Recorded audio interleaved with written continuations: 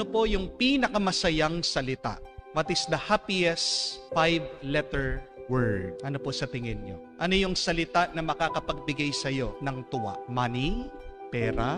5 letters. Alam niyo po kung ano? Tandaan niyo po ito ha. Smile. That is 5 letters. Sa Tagalog, ngiti. 5 letra. At di ba, pag sinabihan ka, ngiti, smile, mapapangiti ka. Hindi ba yun yung salitang nakakapagbigay ng tuwa at galak sa atin? Amen? Smile, my dear friends. It adds more face value to you. Mumiti ka. Hindi ka lang magiging masaya, gaganda ka pa. Ang nakakalungkot, hindi na nakikita yung mga ngiti natin dahil naka-face mask tayo. Pero kahit na hindi nakikita ang iyong ngiti, ngumiti ka. Malaking tulong yan sa iyo. Pag ikaw ay nalulungkot, pag ikaw ay nadidepress. Why should we smile? Because they say that our outer appearance is our gift to others. What is inside of us is our gift to God. Yung nasa loob mo, yan yung nakikita ng Diyos. Kaya mag-ingat ka sa kung ano yung itsura ng iyong kalooban, sa kung ano yung iyong nilalagay sa iyong isip at puso. Because only God can see that. Our emotions, what is inside of us, is our gift to God. But what you show on your face, what you show on your actions, how you live your life, that is your gift to others. That is for others.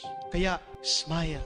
Kung yan lang yung maibibigay mo sa iba, malaking bagay na yan. Hindi lang yan tulong sa iyo, tulong mo na rin sa iba. Because smiling is contagious. Happiness is viral. Kesa naman sa lungkot, depression, yung ating pinapakita at kinakalat. Please, be pleasant. Start with your smile. Bakit po ang ating Panginoon, nakita siya na napakaliwanag ng kanyang muka, ng kanyang pananamit? That is the smile of Jesus to the apostles, to the disciples, to all of us. Hindi natin makita yung nasa loob ng ating Panginoon Ang nakakakita lang nung nandun sa kanyang kalooban, yung kanyang Ama. Pero kahit sa ilang saglit lang, ipinakita niya ito sa atin. Para saan? Para tayo ay matuwa, para tayo ay magalak. Meron pong salita sa Old Testament in the Psalms saying, "May your face, O God, shine on us." Ano po yung ibig sabihin nun? Yung mga sinaunang tao na iintindihan po nila, yung mga salitang yon. Naway ang iyong muka, Panginoon, magliwanag sa amin. Anong ibig sabihin ng pagliliwanag ng muka ng Diyos sa tao? Sabi po nila, parang yung pagpapakita ng muka ng isang magulang sa kanyang anak. Pag nakita ng baby, ng sanggol ng anak, yung mukha ng kanyang magulang, ano yung mararamdaman ng bata? Di ba matutuwa siya? Kamukha po pag nilalaro natin yung mga bata, bulaga. Di ba? Itatago mo muna yung iyong mukha, bulaga. Pagkatapos magre-react yung bata, napakasaya, tuwang-tuwa, ngumingiti, humahalakha. That is what it means for God's face to shine on us. Pag nagliliwanag ang muka ng Diyos sa atin, ito'y nagbibigay ng tuwa at ng galak. At tayo din sana, bilang mga tagasunod ni Kristo, tayo din sana, bilang mga Kristiyano, sana tayo din ay maging nagliliwanag na muka ng Diyos, nagliliwanag na muka ni Kristo dito sa mundo. Does God's face shine on your face? Does your presence give joy and happiness to others?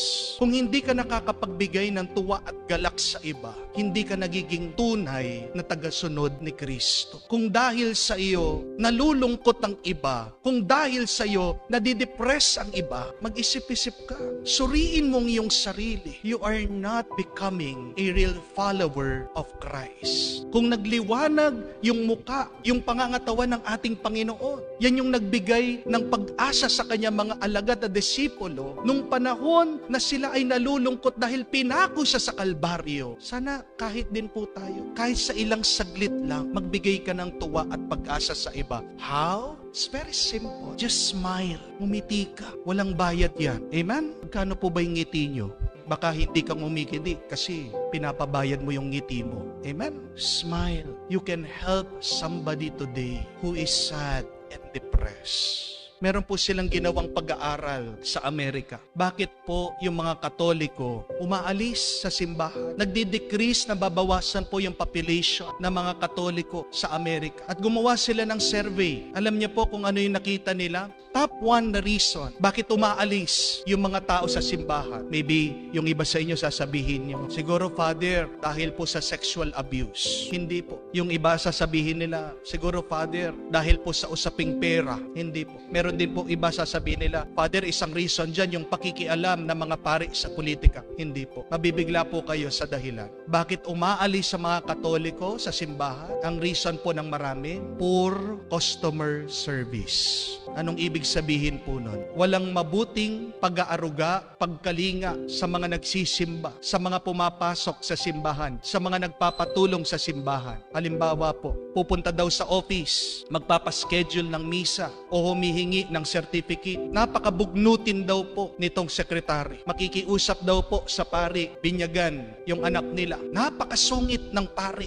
napakastrikto. Ayaw binyagan dahil diborsyada, hiwalay, o hindi pa kasal itong mga magulang. Pag umaalis sa simbahan, hindi naman po hinahanap, pinapabayaan lang. Yung po mga nagwe-welcome sa simbahan, hindi po very welcoming, hindi ngumingiti, nakasimangot, parang wala lang. Tapos nagchichismisan pa. Walang pagkalinga, walang pag-aruga. Yun po yung ibig sabihin ng poor customer service. Walang pakialam sa mga nagsisimba. Tingnan niyo po, napakalaking impact nun, no? Yung trato lang natin sa ibang tao. Kung mabuti yung trato mo sa kanila, abay mananatili yung mga yan. Hindi aalis yung mga yan. Pero kung masungit ka, bugnutin ka, masama ang iyong ugali, kahit na anong gawin mo, hindi mananatili yan, hindi mag-i-stay yan, aalis at aalis yan. Kaya nga po, gusto natin na magkaroon ng isang happy environment, welcoming environment, pleasing environment. Umpisan mo sa sarili mo. Be pleasant every day, be happy every day, be joyful every day. At makikita mo, mag-iiba